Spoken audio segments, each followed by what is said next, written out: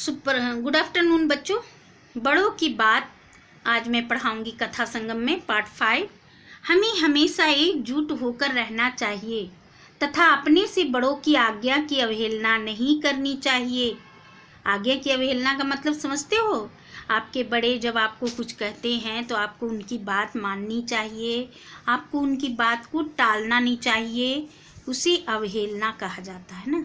मिलजुल कर रहने से बड़े बड़े काम भी आसानी से हो जाते हैं। कबूतरों का एक, चलिए आइए अब कहानी देखते हैं क्या है। कबूतरों का एक बहुत बड़ा परिवार था। वे एक जंगल में मिलजुल कर रहते थे।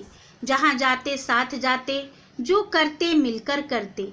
एक दिन पूरा कबूतर परिवार आकाश की सैर कर रहा था।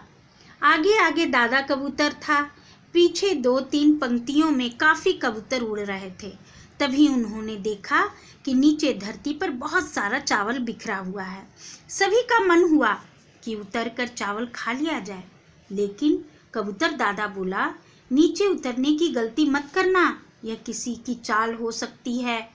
इस तरह जंगल में दूर दूर तक चावल नहीं बिखरा रहता।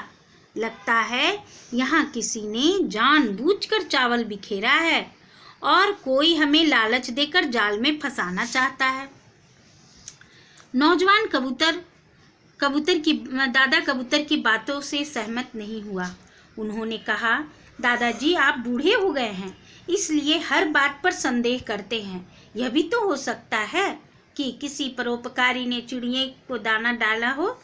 हमें भूख भी लगी है, उतरकर भोजन कर लेना चाहिए। दादा कबूतर, जो बूढ़ा कबूतर था, वो फिर बोला, फिर बार बार समझाया, पर उनकी बात सुनने को कोई तैयार न था। सभी कबूतर नीचे उतर गए।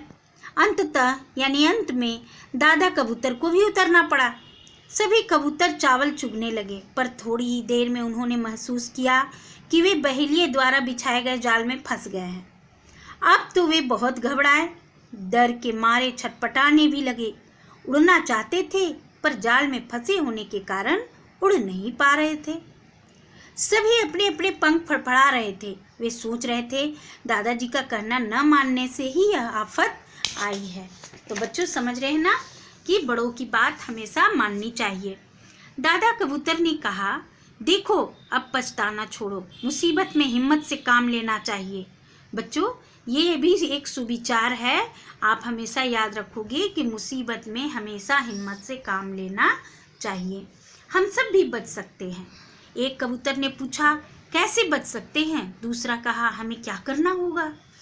दादा कबूतर ने कहा, अब तुम सब अपने अंदर से डर को निकाल दो और सभी एक साथ मिलकर जाल सहित उड़ चलो। मेलजोल और संगठन में बड़ी शक्ति होती है, इसलिए एक साथ प्रयत्न करो।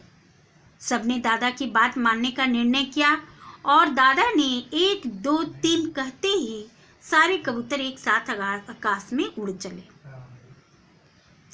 उड़ते हुए दादा कबूतर ने देखा, उड़ते चलो, जब तक मैं न कहूँ नीचे मत उतरना। सारे लोग जाल लेकर एक साथ उड़ रहे थे। काफी दूर उड़ने के बाद दादा ने कहा, नीचे उतर जाओ। जाल समेत सभी कबूतर वहां उतरे जहां चू चू चूहे का बिल था। वह दादा कबूतर बहुत पुराना मित्र था। दादा कबूतर का बहुत पुराना मित्र था। उसने कबूतरों को संकट में देखकर जाल काट दिया। जाल से छूटने पर कबूतरों की जान में जान आई। चूचू चूहे ने अपने बिल में जमा किए चावल को उन्हें परोस दिया। कबूतरों ने पेट भरकर भोजन किया। उन्होंने दादा कबूतर से क्षमा मांगी और चूचू चूहे को धन्यवाद दिया। अब वे समझ गए कि बड़ों की सलाह न मानने का क्या फल होता है। बच्चों आप लोग समझ गए ना? इसीलिए मम्मी पापा दादा दादी बड़े भैया दीदी सबका बात मानना चाहिए। समझे ना?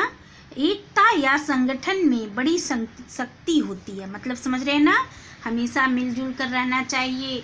देखिए मिलजुल कर ये कबूतर थे तो जाल लेकर उड़ गए ना, उनकी जान बच गई।